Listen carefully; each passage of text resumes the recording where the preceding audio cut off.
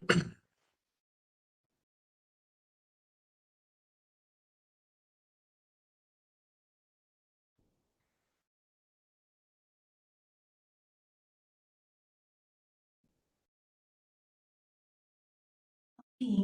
now 7.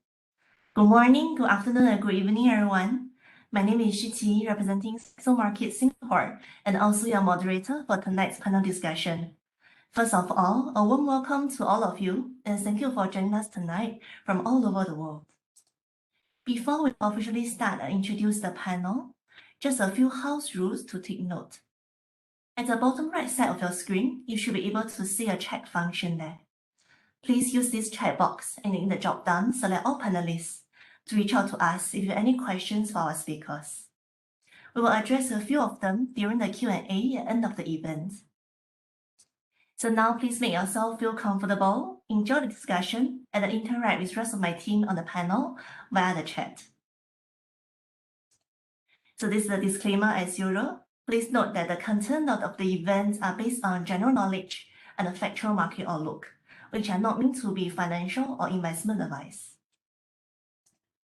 I'm happy to share with you that today's content is brought to you by Saxo Markets in collaboration with Polestar, Nikko Asset Management, and MSCI. I'm honored to have 3 distinguished guests on the panel with me today. They are Mr. Forshaw, the President and CEO of Polestar China and Asia Pacific, and Mr. Calvin Liu, the ETF Business Development Director at Nikko Asset Management, and Mr. Neeraj Kumar, Executive Director in the New Product Research Team at MSCI, to discuss the revolution underway in the transportation industry, the electric vehicles, and also the future of mobility. A warm welcome. Thank you, Shiqi. Thank you. So stepping into 2022, we do notice that the ride-hailing apps are now more common. Lithium batteries are cheaper and safer, and the cost of owning electric vehicles is getting closer to owning a regular vehicles. The march towards autonomous vehicles is gathering pace, and the cost of incremental innovation is falling, while the world is more united than ever against climate change. Smart cities can lead to higher quality of our daily life, but if all stakeholders can work together. And the mobility services can become key in tackling 2 of the most pressing issues of urban life. One is carbon emissions, and one is overcrowded cities. And in Singapore, we also aim to phase out the ICE vehicles and have all vehicles run on cleaner energy by 2040. As new electric cars enter the markets almost every month in Singapore, this electric revolution is gathering momentum. The Swedish automotive brand Polestar, focusing on high-end electric performance cars, has also made its first debut here with the introduction of its all-electric Polestar 2 since December 2021. And so now I shall invite Mr. Nathan to have a few words on Polestar with our audience here, as well as West Money users who are watching us live on YouTube. Nathan, please. Thank you very much, and good morning, good afternoon, and good evening, everyone. It's a pleasure to be with you all today. I'd like to start with just a few words about Polestar and the Polestar brand and a bit of background to us. Let's start with who we are. Polestar, we want to be the guiding star for the automotive industry. The industry is going through rapid change, that rapid shift into electrification, and Polestar, our intent and vision is to be the guiding star. So we are an electric performance brand, and we are determined to improve the society we live in. We have an absolute focus on sustainability, and that's something that is really very much part of Polestar's DNA. But our focus is also on uncompromising design and technology, and that's that passion and emotion drive us, and electricity and innovation drive our cars. And our products are excellent, efficient, and entertaining.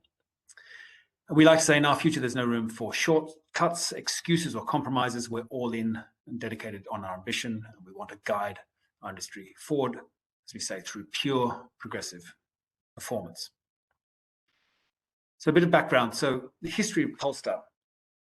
Polestar was formed in 1996, and originally it was really a racing team, and it raced cars, Volvo cars primarily, as you can see in the picture there, in the World Touring Car Championship. They also had a real focus on developing performance software, and that was enhanced Volvo vehicles under license. And they really built this partnership with Volvo Cars. In 2005, Polestar Sign Racing was formed. And then that further developed with the additions of not only performance software, but performance parts and what was then called Polestar Engineered, which was almost track cars. That, of course, became very interesting business. And then Volvo Cars acquired that part of the business, including the Polestar brand, in July of 2015. And that really started a shift into a new Polestar. So that was our focus in reinventing the Polestar brand as a global performance premium electric vehicle brand. And we did that, and as I mentioned, our focus on pure progressive performance. And we launched in 2017 in Shanghai in October of 2017 the Polestar 1, which are our first vehicle. That's produced in a plant that was built by Polestar for the Polestar 1 in Chengdu in China. And since then, the brand has grown really quite rapidly. So that was really about our quite rapid expansion. When we launched globally, we launched in 10 markets. So China, US, Canada, and then 7 European markets. I think one of the few brands to launch globally at the outset. And really established the brand very, very quickly. We have a different approach in terms of our go-to-market. So we are direct-to-consumer business model. So we sell directly to end consumers. Digitally, of course, we're a very digital-first brand. So all Polestars are ordered online. And since that time, we've then expanded further into additional markets. So the demand for Polestar is really growing quite quickly. We're now in almost about 20 markets. We're furthering our expansion, of course, our recent announcement of our SPAC going forward. So it's been a very exciting time for Polestar over the last few years. So just a little bit about pure progressive performance and what that means and what we stand for. So pure, the best way to describe that is really the essence. That's the Polestar design language, that clear, cool design language that very, very much represents the untainted beauty of Scandinavian aesthetics. CEO Thomas Ingerlath is a designer, and naturally we have an absolute focus on design. That's really something that underpins the Polestar brand. We strive to do that, free of contamination, really perfectly in tuned and untarnished, without compromise, very authentic and genuine. Progressive is really another pillar that underpins the Polestar brand, and that's our approach to technology. We cherish technology. We love innovation. That's really something that is very much Polestar. The Polestar 2 was the first car with an Android operating system to be introduced. But in terms of design, with the Polestar design, we define the avant-garde, that very unconventional design, which is something that really underpins and represents Polestar.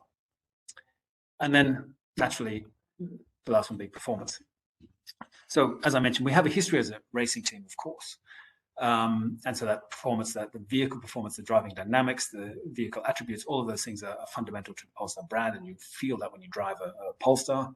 But it's more than that. It's really about a mindset. It's our mindset, that continuous improvement that is really comes from a history of being a racing team. That driven to success. It's all about. It's not just about straight line performance for Polestar. It's a very different part. It's something that we bring to the Polestar brand and organization. So first Polestar car out naturally was the Polestar 1, which is our first and only, let's say, premium performance hybrid. This is a very low volume production car. It's carbon fiber body, but it was really a statement of Polestar and who we are and the position that we want to take as a brand. So you can see there in terms of some of the metrics, not to go into all exhaustive detail, but that's 626 horsepower, 1,000 Newton meters of torque, stunningly beautiful performance GT. Still has the longest range of any plug-in hybrid of 150 kilometers, which is really something that's quite outstanding in that sense. Followed up by the Polestar 2, which was more an entry-level car for Polestar. So it's almost Polestar 1 and Polestar 2 represent almost the two bookends of the brand. Very minimalistic design, but still very sort of powerful stance that you can see with the Polestar 2. So it really still has that very performance attributes that really underpin the Polestar brand. Of course, with the minimalistic design, as I mentioned, the first car with an Android operating system. In China as well, of course, we partner with different tech giants to really bring that sort of immersive digital experience for our consumers. And very proud of the Polestar 2. Actually, I think it's won over 50 awards globally in many different markets, including Car of the Year across many different markets, as you can see there on the screen. In Germany as well, which was really outstanding for being a new brand. I think we established that credibility really quite quickly, which was, of course, something that we're very proud of. So many different awards as well, which is also encouraging, not just from a design standpoint. You can see that the Red Dot winner, best of the best, all of those elements we're very proud of, but of course, with regards to sustainability and safety, importantly as well, from Euro NCAP winning the 5-star safety rating, which was on the 2020 protocols, which of course are even harder than or more stringent than previous years. So we really are delighted with those awards from the Polestar 2. But we also revealed the Polestar Precept. We revealed that at the Geneva Motor Show, and of course, with COVID now, we haven't had as many motor shows as we would like. But intent with the Polestar Precept, and the reason it's called the Precept, which means really it's a statement of the future, is to really give people an understanding of what the Polestar brand is and will become. And that really is very representative of our future design language. You can see in the Precept there. Precept, Polestar, we don't do concept cars. So Precept really was a statement of the future, and we have announced that this is the Polestar 5 and is going into production, and we're currently building a facility in China for this car. But it also is a statement of focus on sustainability and all the sustainable material that we put into this car, including things such as B-Comp, which is a natural fiber composite, company that we work with called B-Comp, that allows us to reduce the amount of virgin plastics in the car by between 80 to 85%, which is really something quite important. And of course, going forward, our focus on technology, this car will have absolutely industry-leading HMI. And we did tease, what will be our next car, Polestar 3, and this will be launched this year, which is very exciting for us, which is a very aerodynamic, electric SUV, as you would expect. And we have teased a few images. So here you can see a shot with the camouflaged Polestar 3, and will be coming out this year. I can't unfortunately reveal the exact date to you all, but we are very excited, naturally, that this car will be coming out this year, which will then, of course, start to lead, and you'll start to see, the future Polestar lineup. As you can see there, the 1, 2, 3, 4, and 5 under the silks, which is really, all of our future models coming together. And it's basically a car every year going forward for the next few years. Polestar, we have a global presence. So for being a new brand, just over 4 years old, I think we have we were, if not one of the only new energy vehicle brands that has truly a global footprint. So our head office is in Gothenburg in Sweden. We have a large R&D center in the UK in Coventry with over 300 engineers. Of course, production facilities in China. All cars at the moment are produced in China, in Chengdu, Taizhou, and we're in the process of building another plant as we speak. But we've also announced future production in Charleston in the US. But we've also expanded into more markets. As I said, we've expanded quite rapidly. We started with 10. We've expanded since then. So we're absolutely delighted to be in Singapore. But, continuing our expansion into Asia Pacific. But as we go forward this year, we also will be expanding into further markets, including more European markets, but also Middle East and other parts of the world. We have 150 locations, and we call those both spaces and destinations. As I mentioned, we have a direct-to-consumer model. So, of course, consumers want to interact with the Polestar brand. So we do that with what we call spaces, which are more downtown, metropolitan, centrally located facilities, but also destinations, which may be, in different areas. But the combination of those really provide, I think, our customers the right experience. Plus service points. That's one of the benefits of our history, long history with Volvo cars. but that allowed us to establish a significant service network all over the world very quickly.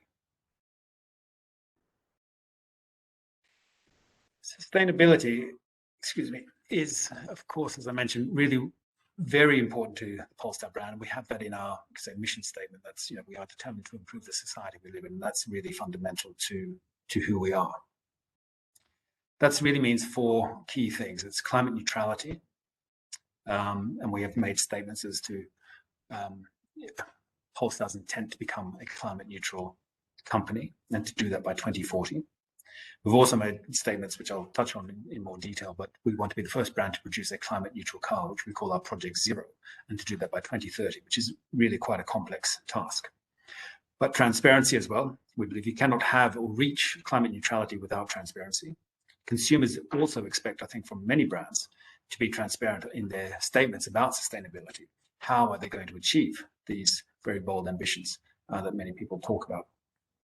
But also circularity, that is, the circular economy, how we recycle and reuse material, that of course supports our progression towards climate neutrality, and inclusion. We're a very inclusive brand, and that's fundamental to who we are.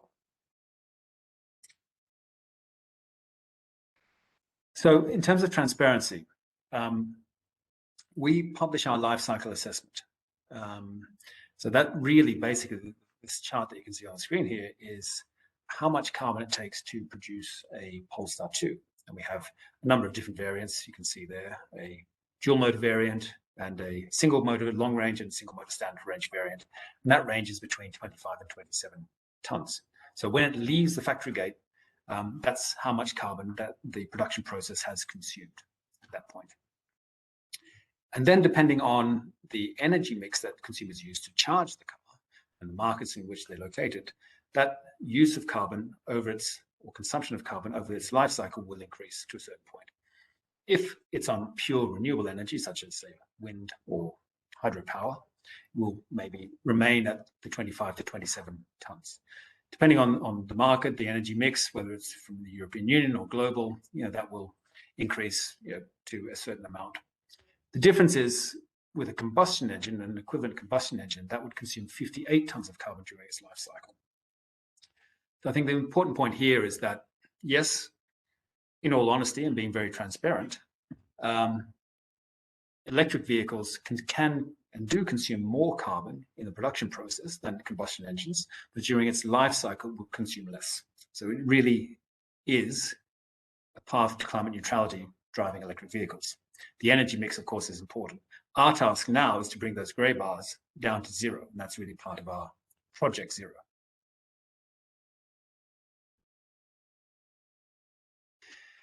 And that's also why then we use a lot of sustainable material in our cars. So this is a picture of the interior of the Polestar Precept or the Polestar 5. And I mentioned the B-Comp's natural fiber composite, allowing us to reduce virgin plastics by between 80 and 85%. Additional recycled materials that we use recycled PET bottles with 3D knitting to produce the seats. Also cork to produce the back of the seats as well, recycled cork, recycled fishing nets, using the Econil from recycled fishing nets to produce floor mats, etc., to really help us towards our path towards being able to produce a climate neutral car, but also Polestar becoming a climate neutral company. And that's really Project Zero. So this is a hugely ambitious task. We do call it our moonshot goal because it means working with all of our suppliers across the entire supply chain in order to be able to produce that car from, when it leaves the factory gate with a zero carbon footprint. Importantly, to do that without carbon offsetting. That really adds a complexity to our task, but we are, as I say in our mission statement, we are all in and dedicated in our ambition and really determined to make this happen. So that's very exciting. That project is up and running now. It's under the leadership of a person who's very well known within automotive, within electrification, Hans Persson. The project team's in place and really now actively working with all of our suppliers to start to make this happen. But not only that, the Polestar Precept, which is becoming the Polestar 5, has won a number of prestigious design awards recently, really meaning that sustainability does not have to mean any compromise on design. And that is, of course, very important for Polestar being a design-led brand. Our attention to detail and those aesthetics, of course, are really fundamental to who we are. So exciting times for us and really exciting times for the industry. Lots of change ongoing. And thank you all for listening. Yes, thank you very much, Nathan. This is very impressive. Actually, many of the early local reviews also praise the car's luxury design, as well as its incredible driving performance.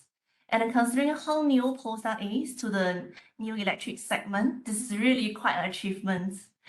And okay, with that, let's kick off the panel discussion with all the guest speakers we have here and listen to their thoughts on the Industrial Revolution. There's no doubt that the electric cars are getting better, cheaper, and more popular. The actual hurdle in the transition from oil to electric is actually the charging infrastructure. So I think before we explore the future, it's important to understand where we are at the moment. And what do you think have been some of the big trends in mobility, EV, and the ways of getting around? Yeah, maybe shall we start with you, Mr. Cowan? Yeah, sure, Shiqi. I think in terms, personally speaking, I would say that the most prominent trend in mobility today is really personal mobility. So, I mean, I think, the mobile phone and internet connectivity, they have been major drivers of personal mobility. Let's just look at the ways we use our phones. And really people today are less constrained by physical space and even location. In the space of, EVs and transport, I would say the key thing here is that transportation has become quite commoditized. It needs to become more efficient, more intelligent, with a greater focus on, the travel experience. And I think we can definitely achieve that with EVs and electric vehicles. This wasn't really possible in the past, but increasingly it's becoming a reality with the advancements, I would say, in the internet, in telecommunication technology, and even in artificial intelligence. Yes, thank you very much, Calvin. Actually, we also noticed that under the Singapore Green Plan 2030, we also have a comprehensive EV roadmap to ramp up our efforts for EV adoption. And with that advancement of EV technology, we do expect that the cost of buying an EV and ICE vehicles to be similar by the mid-2020s. The electric car industry differs from the traditional automotive industry because it's so new. Until recently, very few companies manufacture any kind of electric vehicles. But you look at now, every single major automakers in the world is developing or producing an EV. So with increasing competition in the electric vehicle space, let's turn the mic to Mr. Nathan. In your view, what are the key features, aside from cost, do you think the consumers should prioritize when they're choosing one EV over another? Well, thank you. I think, as you mentioned, the proliferation now of EV vehicles and brands, new brands producing EVs has just exploded. I think we've really seen that exponential shift now into electrification, and they've truly become sort of mainstream products now. In the past, I think consumers were a little bit more concerned with range and charging. There was what we'd call range anxiety and charging anxiety. That was concerned about sort of battery range, and of course with the absence or the lack of infrastructure, and the charging anxiety that would come with that. I think most brands now, products have sort of really overcome certainly the range anxiety. Most cars are now being produced with ranges over 500 kilometers, which I think is, really quite significant and a great step forward, I think, for the industry as well. Most people certainly don't consume that much range or drive those types of distances on certainly not their daily commute or even their weekly commute. And as the industry adapts, with this acceleration into electrification, I think we've seen, charging infrastructure certainly develop in many markets very, very quickly with a combination of faster and sort of slower charging. So AC/DC chargers, which is, great to see, and that's really fundamental for our industry to really accelerate that adaptation of electric vehicles. And it is a little bit of a different in terms of sort of consumer behavior now adapting to electric vehicles, because it's not like ICE or combustion engines where you go and put fuel in the car maybe once a week. It's more consumer behavior where you regularly sort of top up your electric vehicle when you park, at work or home or wherever you happen to be shopping. You sort of plug it in and you maintain a certain charge. So I think as an industry, we've really overcome those two key hurdles, range and charging anxiety. Now, as you mentioned, with so many new brands, all of these brands are starting to establish a position in the market, and appeal to different consumers and different customer segments in different ways. And then the other interesting development, I think, is that we have the combination of new brands and established brands with their electric powertrain and their offerings, and that differs in different markets, and of course appeals to consumers in different ways. So now I think we're starting to see consumers be much more selective in their choice of electric vehicles, what really becomes important to them. So as I say, it's not just cost, because the cost between an electric vehicle and a combustion engine is now starting to align. So certainly coming down in that sense. And the total cost of ownership is being far better understood now, I think, which is excellent. So this is then when key features and factors become important to different customer types. So design can, of course, be a very important consideration for some. The aesthetics of the car and what the brand represents can be very important as well. So design language, I think, appeals to many customers in a different way, especially with passenger vehicles. That's something that really, and it's very personal and can be very subjective, but certain design language appeals to different customers. Then I think with electric vehicles, especially, technology is also something that is very important.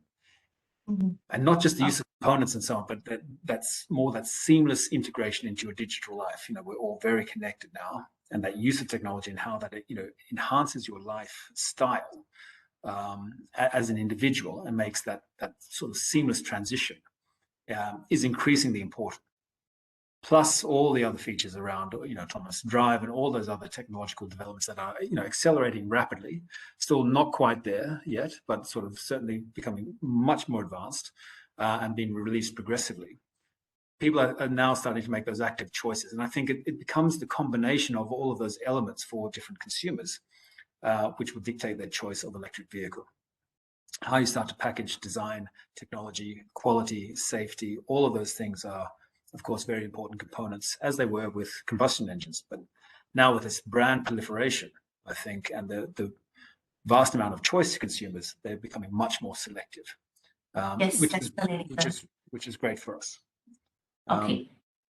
And then we do notice that from the local EV lovers, there are half of them, they will focus on Tesla, on the more eye-catching speed. But Polestar actually concentrates on building quality and also the ownership experience. And that doesn't mean that Polestar is slow. And actually, the long-range dual electric motor variants, they can complete the century sprints in 4.7 seconds and also has a super long range of 480 kilometers. And as Nathan mentioned just now, we also see that the traditional automakers are trying to gain market share in the EV space as well by transitioning to produce EVs. And many research have called for traditional automakers to become more flexible and innovative, or risk losing out in the game. Yeah, so what are your thoughts on that? Mr. Calvin or Mr. Neeraj, from the consumer or researcher's perspective? Thanks, Shiqi. So I think between Calvin and Nathan, they have covered all the points. What we see from research perspective, how the landscape is changing, is that in addition to the fact that consumers are demanding more sophisticated and newer EV products, we also see that because countries have committed to NDCs, the decarbonization commitments, and working towards climate neutrality or carbon neutrality, there is also a regulatory kind of, if you will, a tailwind in different countries where they're trying to transition their technology mix and nudging their automakers to change the product mix from ICE-based vehicles to EVs. And that is happening all across different geographies. I'm in India, and in the recent times, there has been a very strong push from Indian government to change the mix of vehicles from just predominantly ICE to ICE plus EV. Okay, thanks very much, Mr. Neeraj. And the EV makers can compete very well with the traditional automakers for the EV market share. So that actually makes it more difficult to discern which companies will eventually dominate the electric car market. And that uncertainty makes investing in this electric car industry riskier than adding the portfolio exposure to the automotive industry as a whole. Yeah, so before we move into the next section, green investing, I think let's clarify an important and controversial topic with the industry expert here. Yeah, so as EV is becoming more popular, some are actually questioning whether they are really green and energy saving compared to a traditional vehicle. And if yes, how much green we're talking about? Because there has been research saying that producing EVs actually lead to significantly more emissions than producing petrol cars. Mr. Nathan, would you like to share with us on this? Yes, of course. And that is, at the moment, that is the reality. We're quite transparent about that. Producing an electric vehicle does consume more carbon during its production process than a traditional combustion engine. That's true, primarily due to the battery that consumes 29% of the carbon in the production process. However, as I mentioned before, during the life cycle of the vehicle, it will consume less carbon than a combustion engine. So it really is, at the moment, the only path to climate neutrality. And our task now in the industry as a whole, and we are very, very much focused on that, is really reducing the amount of carbon that is consumed during the production process down to zero. So yes, and that's why, and I'll stress and emphasize, transparency is fundamental. Consumers really demand transparency from the auto industry. Not every consumer is, many consumers, 60% of consumers don't believe the auto industry is truly striving towards their sustainable goals and visions that they state. And that's why, I think as an industry, we have to be transparent. We at Polestar are still the only brand that publishes our life cycle assessment. It is complex, but consumers do demand this. So it is a fact that, yes, an electric vehicle can consume more carbon during the production process, but in terms of becoming green and moving towards climate neutrality, that is the path towards climate neutrality. And we as an industry are focused on reducing the amount of carbon consumed. Plus, as well, when you now start to get many countries through their respective governments coming out with policies towards climate neutrality, and industry adapting and shifting towards more renewable energy, which will, of course, improve when you improve the energy mix and the types of energy used to charge electric vehicles, that will all start to reduce the amount of carbon that is consumed during the process.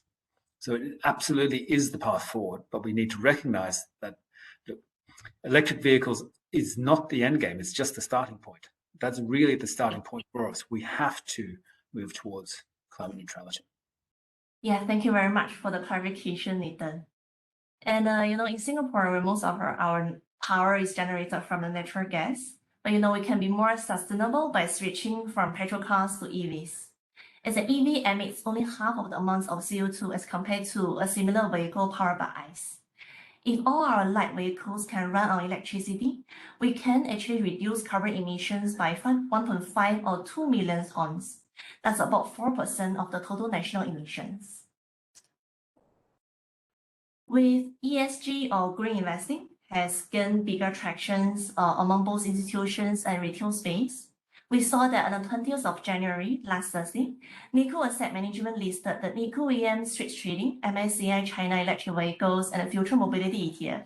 It's very long, so in short, EVFM, which is the very first SGX-listed ETF to offer investors access to these Chinese companies that are expected to have huge revenues from EV, energy storage, autonomous vehicles, shared mobility, and new transportation methods.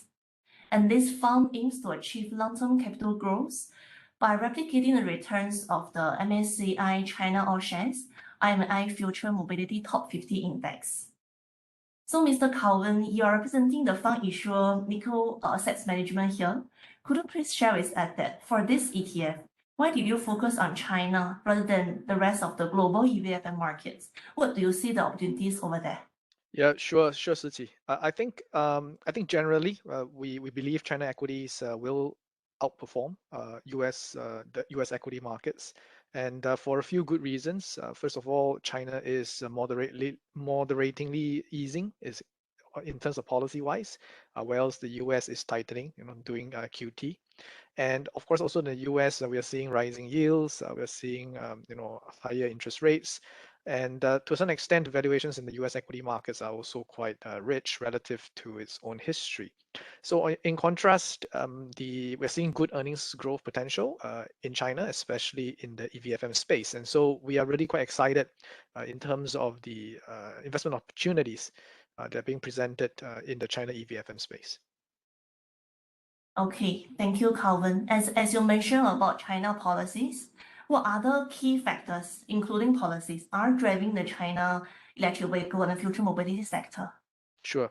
As this slide shows, there are really four reasons why we are so excited about the China EVFM space. I think number one is really the policy tailwinds. The Beijing government is very supportive of the EVFM space. I think there are two major policies that was released, I think back in 2020. One was the State Council Blueprint, which was highlighted that electric vehicle sales should be about, maybe say about 25% of total EV sales, total car sales by the year 2025.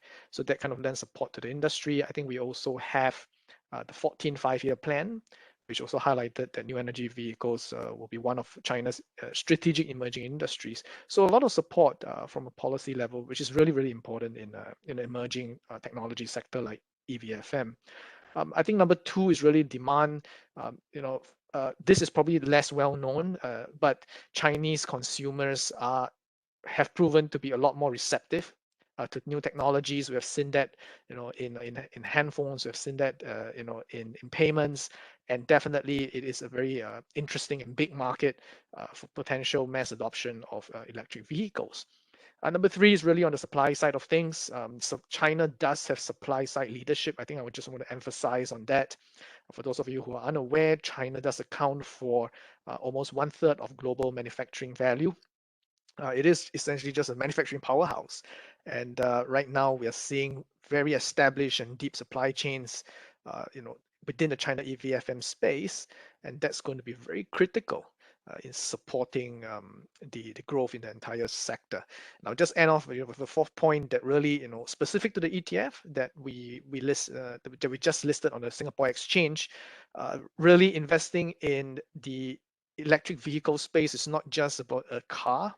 It is really about investing in the future of the mobility space.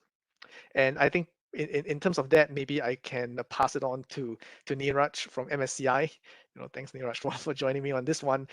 So Neeraj from MSCI is really the index provider for our ETF, and really a lot of the investment thinking and index design is really riding on what MSCI came up with. And I'll let Neeraj perhaps elaborate a little bit more on that front.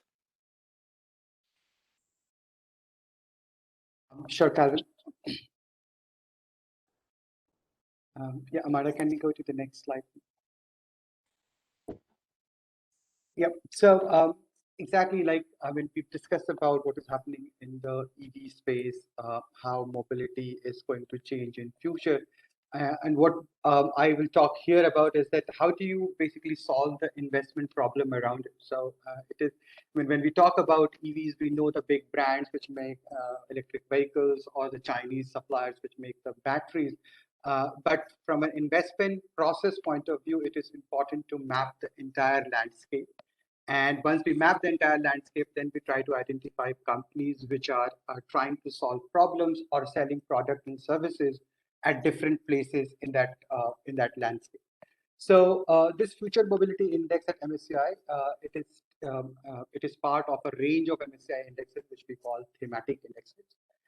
And we're taking example of future mobility here. So we start with one investment objective. We say, okay, what are the companies which are involved through their business, through their product and services to benefit from the way mobility is going to change in coming future. Now, electric vehicle is just one part of this, this whole transition in mobility that we are witnessing and that we will witness going forward. So once we start from that kind of place, we quickly identify that electric vehicle is a key part. But to power that electric vehicle, we have to build a whole value chain of infrastructure for batteries. And once you look at batteries, then battery is not just the battery pack that is going into the car, but it starts from companies which are innovating battery technology, the miners, lithium miners, the companies which are making batteries. There will be companies which will recycle batteries. And then at the end of that battery value chain is a EV, which is going to consume battery. Right? So this is how we think about a theme. We start with future mobility, we break future mobility in one of the components like battery, and we try to map out the entire value chain of battery. Similarly, here you see smart mobility, sharing economy, high-speed transportation, vehicle automation. So these are the other kind of trends or sub-trends, if you will, which are going to shape the future of mobility. And what we mean by these things. So EVs, like I said, are not the only thing that is changing the mobility landscape. If you look at smart mobility, then comes in companies which are working towards providing driverless cars, mobility as a service, multimodal commute, multimodal mobility, and vehicle-to-vehicle communication. So, I mean, this whole EV car industry has really actually given a fillip to vehicle-to-vehicle communication and technological innovations in car. So that is what we try to capture through smart mobility. Then the third sub-theme here or sub-trend here is sharing economy. So cars are going to be shared. We know that there are now car riding apps, and car sharing companies. So as cars become driverless, autonomous, this sharing will only going to increase. And that is also going to be one of the major trends for mobility in future. Then the second last on the slide is high-speed transportation. It is related to how do people move from one place to other while using, shared mobility, smart mobility, but still at a very, very high speed. And as you look a little bit closely into high-speed transportation, we look at some of the key characteristics of high-speed transportation, which is currently underway in the area of hydrogen vehicles, creating vehicle grids, automating highways, and so on. And the last trend here you see is the vehicle automation. So all of this is going to see a lot of automation. So cars or any mobility vehicle is really going to become automated. And what are the kind of key trends in vehicle automation? So we see a lot of development companies which are coming with projects for example, parking apps and sensors, automating different technological components of a vehicle, again, autonomous driving, connected vehicle, and intelligent traffic control. So this is what at MSCI we do for a thematic index. We start with a big theme like future mobility, break it into smaller components of those themes, and then we try to map those smaller components or sub-themes in a very value chain like frame. So when we construct the future mobility index, we are going to look at all companies which have, through their product and services are exposed to any of these sub-themes or any of the key concepts which are underlying each of the sub-themes. So that is the whole kind of focus of the quantitative process of stock selection, is to look at companies which are exposed to any of these activities. Right. So ultimately, I mean, what do we do with all the theme definition and mapping the theme and value chain and landscape? So we use a process and algorithm which is published in our index methodology document, using which we can capture a company's exposure to any of the business activities that I was discussing on the previous slide.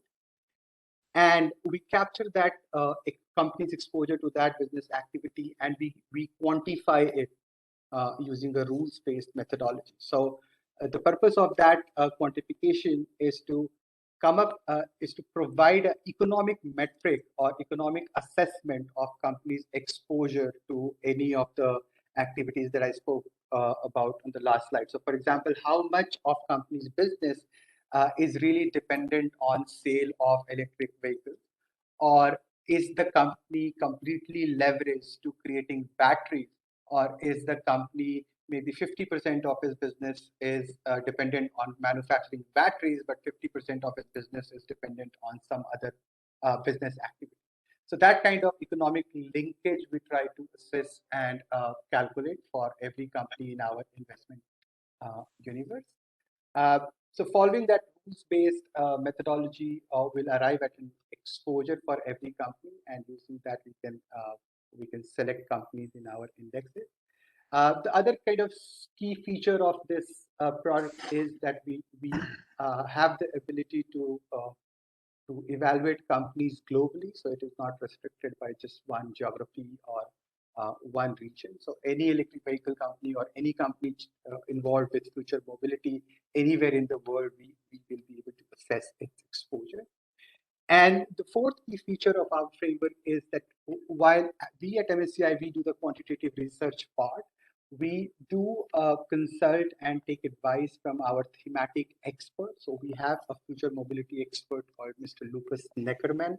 And the theme expert is like a consultant who helps us basically fine tune the definition of the theme. So all the key trends which are shaping future mobility, they are not developed like in silo, but they are developed after taking consultative advice from our theme experts. So this is why we have a lot of kind of confidence in the way we develop our theme, that we are capturing the key trends, we're capturing the right set of companies, and the theme itself and its definition will continue to evolve going forward as more and more technologies emerge, which are going to impact future mobility. Next slide, Amanda. Right. So how do we finally create this China All Shares IMI Future Mobility Top 50 Index? It's a very simple, objective, and transparent methodology. So we start with an investment universe, which in this case is the MSCI China All Shares IMI Index. It includes all stocks which are listed in China or in US or anywhere where the company is domiciled in China. So we look at all that entire universe of around 3,000 companies.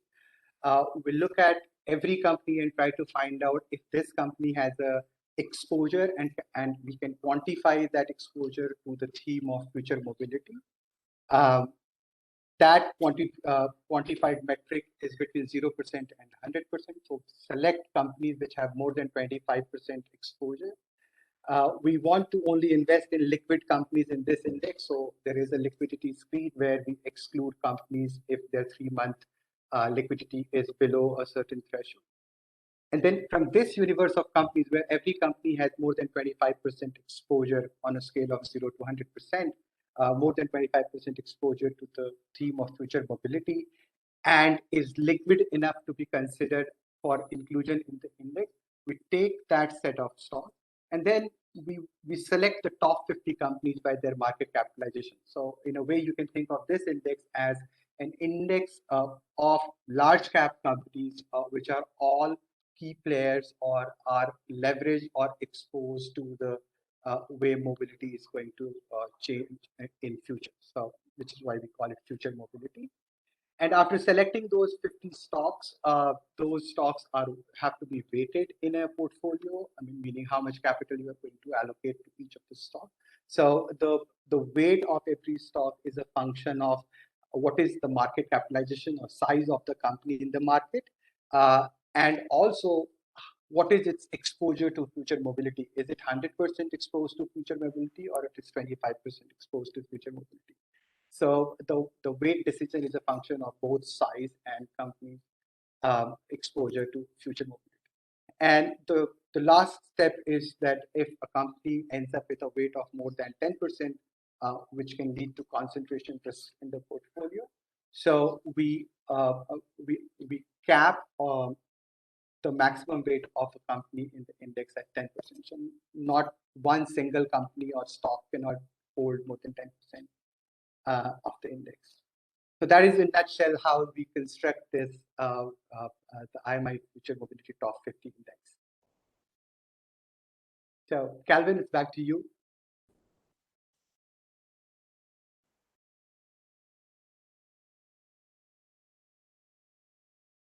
Calvin, are you muted?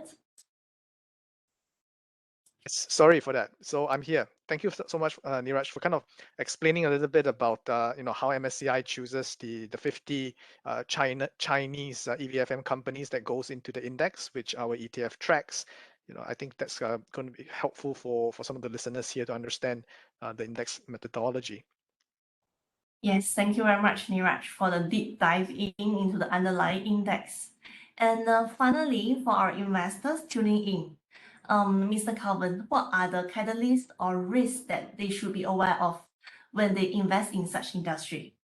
Yeah, sure, Shiqi. So I guess briefly, the China EVFM space is running on good momentum, right? I think since mid last year, and within the physical market itself, I think sales numbers was quite good.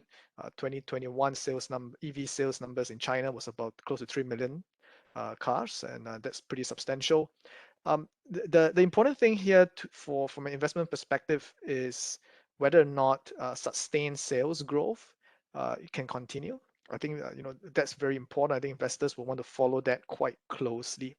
I would say the immediate risk is really watching how the slowdown in the housing credit market as well as the internet sector might weigh down on consumer spending. Right, as I mentioned, the catalyst for the sector is really sustained sales growth, and if consumer spending gets weighed down, I think that will impact the investment, the sector overall.